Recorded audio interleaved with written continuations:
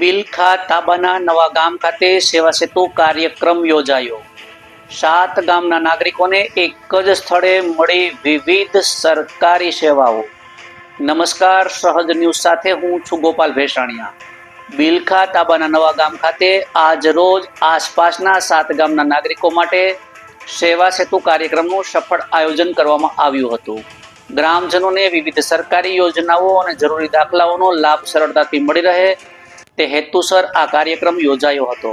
કાર્યક્રમમાં આધાર કાર્ડ, જાતિના દાખલા, આવકના દાખલા, જમીન સંબંધિત દાખલા, વન વિભાગની માહિતી, રેશન કાર્ડ, જીબી સંબંધિત પ્રશ્નો, વૃદ્ધ પેન્શન યોજનાઓ, દિવ્યાંગ સહાય સહિત અનેક વિભાગની સેવાઓ એક જ સ્થળે ઉપલબ્ધ કરવામાં આવી હતી, જેના કારણે નાગરિકોને અલગ અલગ કચેરીઓના ચક્કર લગાવવા ન પડે અને તેમના કામ ઝડપથી પૂર્ણ થાય તેવો સકારાત્મક પ્રયાસ કરવામાં આવ્યો હતો। આ કાર્યક્રમમાં જિલ્લા પંચાયત સદસ્ય અનકભાઈ ભોજક, તાલુકા પંચાયત સદસ્ય પ્રમુખ બિપિનભાઈ, ગામના જાગૃત આગેવાન સરપંચ કાળુભાઈ વાડા, તાલુકા વિકાસ અધિકારી, નાયબ મામલતદાર સાહેબ શ્રી જેઠવા સાહેબ તેમજ તાલુકા પંચાયત અને મામલતદાર કચેરીનો સ્ટાફ ઉપસ્થિત રહ્યો હતો।